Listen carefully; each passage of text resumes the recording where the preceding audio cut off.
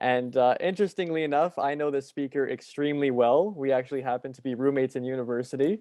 And it wasn't even in Toronto. We went to university in Eastern Canada, specifically University of New Brunswick in Fredericton. And that's where we met. We got extremely close, and he's a great roommate. I'll definitely tell you that. So you got my recommendation there for sure. And also, he'll definitely force you to go to the gym with him. So for better or for worse, that is in the books when you're living with Mr. Billy Hornaday here. He's a rugby athlete, and he's also a biomedical engineering student, master's in particular, at the University of Toronto. Being that I'm from Toronto, born and bred, he has now made his way over here as well. So it's very great to connect our forces again. And Billy, my man, such a pleasure to see you. And please give everyone just a brief background of yourself and who you are, what you enjoy, what you do. Yeah, that was a great intro. Thanks, Tony. I noticed she was calling you Anthony, but I'm going to stick with Tony. That works. Yeah, so you got a bit of my background. I'm kind of from all over. It's kind of a bit confusing when I say my backstory. My mom's Indonesian. I was born in Australia, raised in Calgary, Alberta. And like Tony said, I moved out to New Brunswick for my undergrad, where I did my undergrad in mechanical engineering, specializing in biomedical engineering. I spent a bit of time out on the West Coast, actually, playing for the Pacific Pride rugby team, which is kind of the Team Canada development program. And then, yeah, just in this last September, I went to I started at U of T at their course-based master's program for biomedical engineering. And yeah, Yes. as Tony said, I've been playing rugby I played rugby both with my undergrad and my grad school on the teams there, and have played clubs and a bunch of different teams. I've been playing All for over over. a decade now. Yeah. That's true, and just to add some extra flavor to it, he's actually known as the Indonesian Hulk. He's a big boy, and he's a strong one as well. So it's great to see that you've prevailed in your rugby career and have continued on to your master's degree now. Really excited that you're joining us here in Toronto.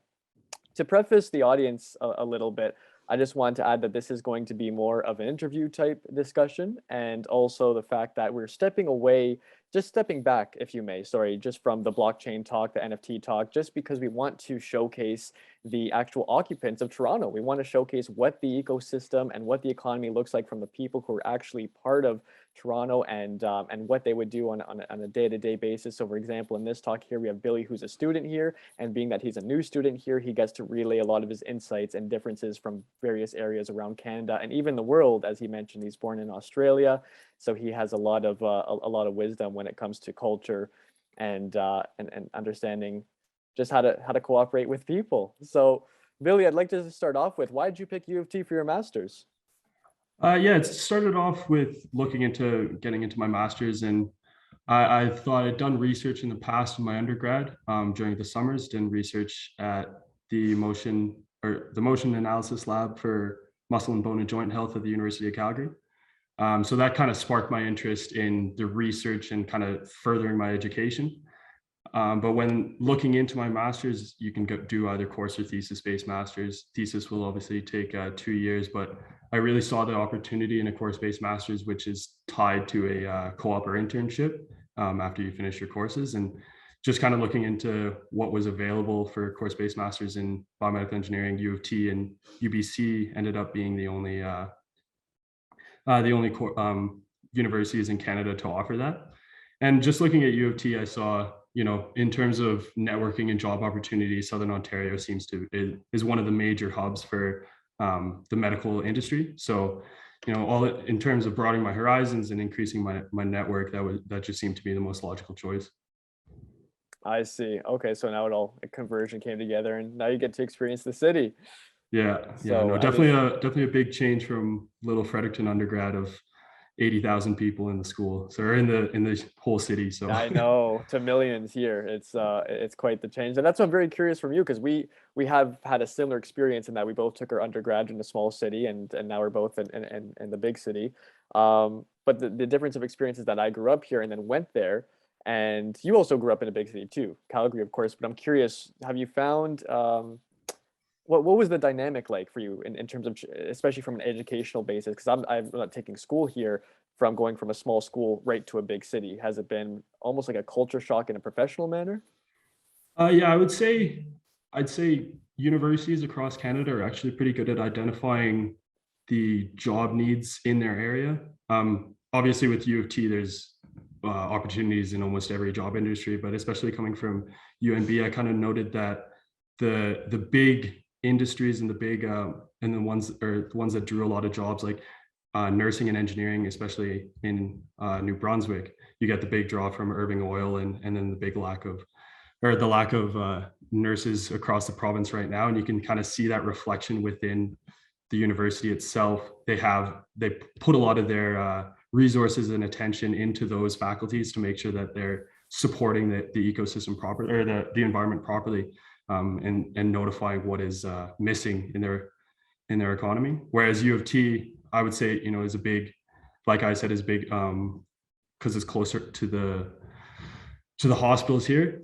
They'd have a big push to biomedical and medical school. So you can kind of see how those faculties within U of T receive a lot of attention and care. Absolutely. Yeah. They form a lot of partnerships with each other, right? You have a lot of the department that's intertwined with the ecosystem. And you see that happen across various domains, even in law. Law is big, of course, in Toronto as well, because they have access to the law firms in Toronto, which then represent the Canadian economy, because the Toronto economy makes up much of the Canadian economy in that sense. So I'm curious. I know we've talked about this a little bit before, but it's been even, let's say, a month or so, a little bit over a month. How has your experience been so far, your first semester and your master's at U of T? Yeah, definitely. I always just say to people it's different. Like I've lived in, this is my fourth province now, and I wouldn't say any of them they all have their pros and cons. My experience right now is, Toronto's a big city, and it kind of checks all the boxes that you expect. It's fast moving. There's a lot of opportunities there and a lot of people to talk to, and you really get out of it what you put into it, because there's so much opportunity there. So that's what my experience. I've been just trying to apply myself as much as possible, with either rugby, with creating networking and finding opportunities. That's the biggest difference I would find with Toronto. Whereas in New Brunswick, it's a little bit slower moving. Maybe the opportunities are more cut out for you, more laid out for you. Guys kind of know their career path coming into university, whereas with Toronto, it's much more of a myriad of opportunities that you kind of have to work your way through. Exactly. Sure. So then, to add to that, let's go from big city to big city then. You're born and bred in Calgary, and you're currently in Calgary right now. So you're able to see the experience, the difference between Toronto and Calgary, being that you've lived here for the first few months and now you're back home. What do you find is the difference between the actual infrastructure or the economy of both cities? Yeah. Yeah, the infrastructure is definitely different. Coming as an engineer, I always like looking at cities and viewing it from the engineering aspects, kind of how they're planned, how they're designed, and then how that is reflected or is a reflection of the culture and the people about there. So you can kind of see how, even just historically, Calgary is more laid out, more simply laid out, where Toronto is just kind of a mess of all these different little, it's controlled towns. Chaos. It's controlled chaos, exactly. Whereas coming from Calgary, especially from the engineering mind, it made sense. Our downtown is pretty grid structured, and we have ring roads and all connecting roads, and it seems much more. Whereas I'd say Toronto's more interesting, and like I said before, it's because it has, I'd say, a greater diversity of environment and people and networking in general. And you can see that reflection in the infrastructure, because it's trying to interconnect all these different the different municipalities around there. So you can whereas Calgary, it's kind of just one center, it's one entity, as opposed to Toronto seems to have all these separate interconnecting entities. Yeah, the suburbs act as their own hubs to an extent, right? If you look at Mississauga, that's like its own major city of itself. It has its own city square. It's and where people congregate as if it were a downtown area, and has its own sense of it has its own flavor. It has its own sense of even community. like the people, I've on the rugby team, I know people from Scarborough, Mississauga, and kind of all over, and you even notice the small cultural differences between them, just absolutely. Accents even, and how they talk. Whereas I'd say Calgary is a bit more homogenous. People from Calgary are kind of people from Calgary, that's about it. But yeah, Toronto's really diverse that way. Yes, absolutely. So take us through the experience of being an an undergrad student athlete and a master's student athlete. Have you found any major differences so far? Certainly on the team itself, coming into this team, this was kind of the first time I was basically had any expectations on both my performance and my behavior, because I'm coming in as a grad student, quite a few years older than most of the boys. And even Yeah. though I'm new, I kind of I was recruited onto the team from my time at Pacific Pride. So they had expectations for me to perform right away. And so that was certainly different, when I started as Tony said I have the size now, but in my first year, I was quite different, about 190 pounds and probably too small for rugby. So, the expectations just weren't there.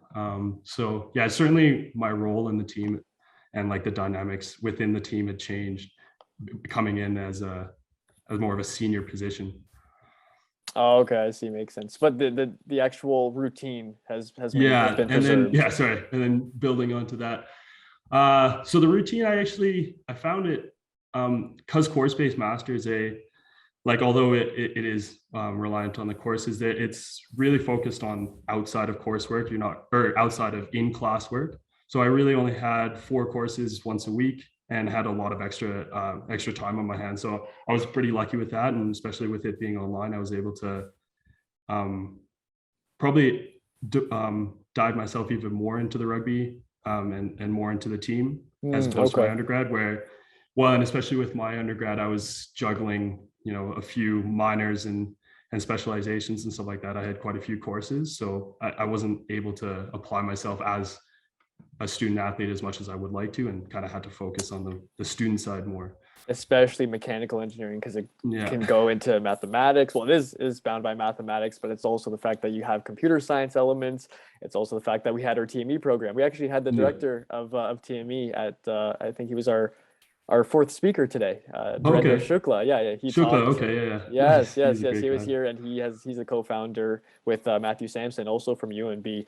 Of Grey Wolf AI, and they're protecting crypto consumers. So they've created a platform where they're able to scan exchanges and networks and make sure that there's no faulty business practice with respect to crypto. So they're doing some incredible work there, and they've even Amazing. saved Freddie from an attack recently. Oh, really? Where yeah, just a long story short, essentially someone had held their Instagram account at ransom and started posting some inappropriate pictures and said that they wanted to be paid in crypto.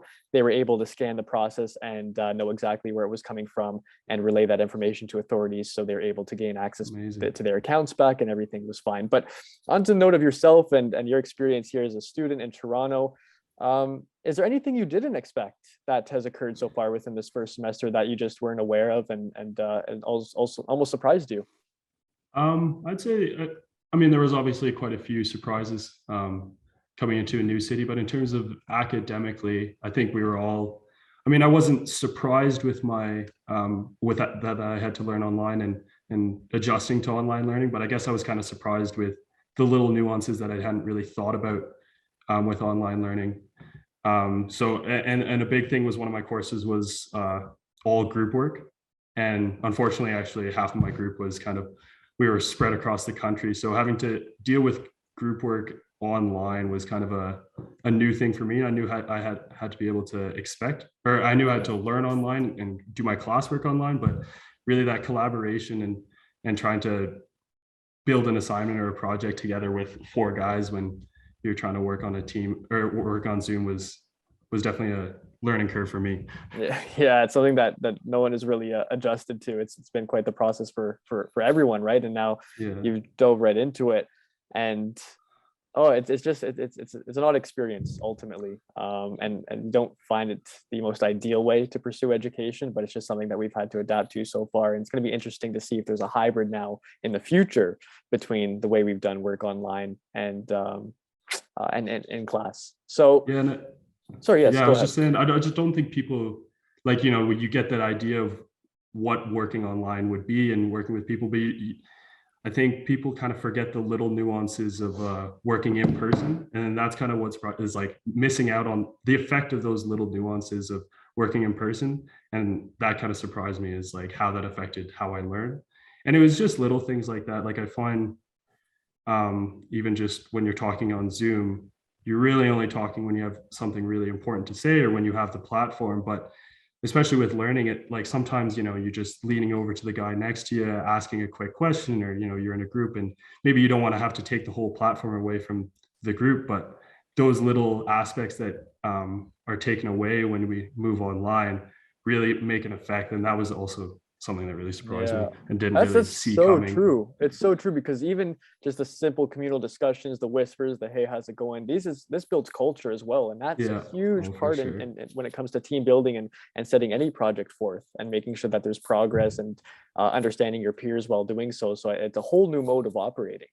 Yeah, and And now even we, in team building, like, I was lucky, and well, we weren't in courses together, but I got, all my friends in New Brunswick were from classes or other students, but I actually haven't even found, like, I know some people in my courses, but because most of it's online, and even when you go into class, we have to sit apart and wear masks, and you can't really talk too much with people. I really only have like built my network right now with people on my rugby team, and just a handful of people. It's been quite the change from online. And like, Mhm. it's just hard to build that network as well. Yeah, I can imagine. Well, I hope you've been able to forge some really close connections so far. But you're a very social person, so I definitely don't doubt your ability to, regardless of the circumstance. I'm curious, in your opinion and through your eyes, do you think that universities are a good reflection of a city's economy? The economy, yeah, kind of.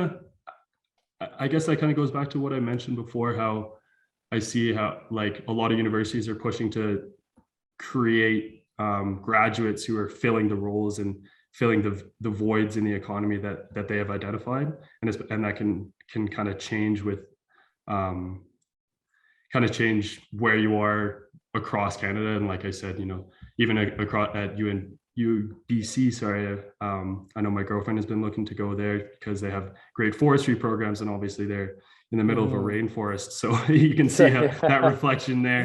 Um, exactly. Yeah. but in terms of, I would say, because most of my travels across Canada has been because of university, I would say it's one of the better ways to really get a feel of the culture and the people there, because you'll have one of the most diverse collection of people in one location.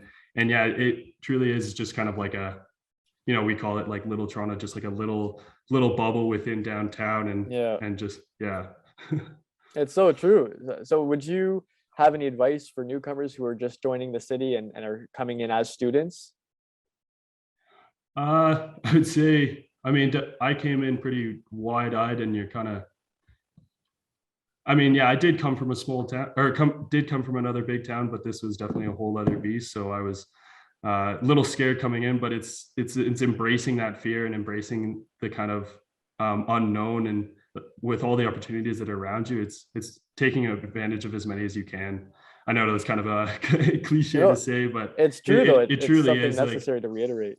yeah. And it's not just taking opportunity or taking advantage of the opportunities that are laid out to I'm coming into U of T, and they have job opportunities and networking opportunities that they keep sending out to the different students. But it's the people that take the initiative on their own and try to create their own networking, because then you're already a leg up on any of other your peers, because they all got the same email of trying to make the same network and the same communication. But it's the people who go out of the classroom, go out on their own, and to create their own networks. And those are really more solid connections anyways than a networking connection you would have made through this school. Especially because you took it upon yourself. You took it upon yourself and took the accountability to go ahead and make these connections because you knew that there's a foreseeable future with it. It wasn't just because you were paired in a group chat or a project or because you had to. It was literally like, I'm in an ecosystem and I want to grow here. I want to learn more about it. I want to get more involved. So now Mm-hmm. there's more sentimental value to it, and it's really interesting to see this come together. And I'm curious if universities are going to further promote um, a sense of team building externally from the university if they do want to further ingrain themselves into a community or into a society, because we're starting to see the privatization of education as well, where if you want to become a computer engineer or a computer scientist per se, you can take courses online, and the certifications are starting to become more and more credible over time. So again, this is where the concept of community plays a vital role, and the network effect starts to disseminate across society. And word of mouth also plays a huge role in terms of how do we get information across, and how do we know what's benefiting the masses. So I want to leave this on an open-ended note, something from your position, of course. I'm curious what your thoughts are on the future of education itself. It doesn't have to be university specific, but could be a tie between your previous experiences or just how you foresee education as a concept. Well, I guess kind of building on what you said with the privatization of education, I kind of see that where, especially with online learning and the access to information on the internet, if you really want to learn just a skill or how to do a task or anything like that, I find that's really going to move away from these university institutions. And, if you want to learn how to code Java, you want to learn how to code anything, there's easy courses online, and you don't need to go to get a whole computer science degree to do that. Whereas I think, like, kind of like how you were alluding to, that universities are really not about, in my mind at least, teaching people how to do tasks and how to solve problems, but it's about creating a mindset and creating I guess just a way of thinking for their students, and the networking there. So it's not as specific of just learning a task. And I think that's kind of where universities right now are trying to walk that line of like, okay, they're changing their value proposition. Like, whoa, wait, it's not just about content. So like, because they're trying to be the trade school maybe that, teaches the specific tasks for their students on what you're going to do in the when you get into in your jobs. But it's kind of exactly from theory to application. Exactly. Yeah. Well, Billy, I wish we had longer time. I really do. I'll be connecting with you offline, obviously. But thank you so much for your time. Really appreciate it, guys. You heard it here first.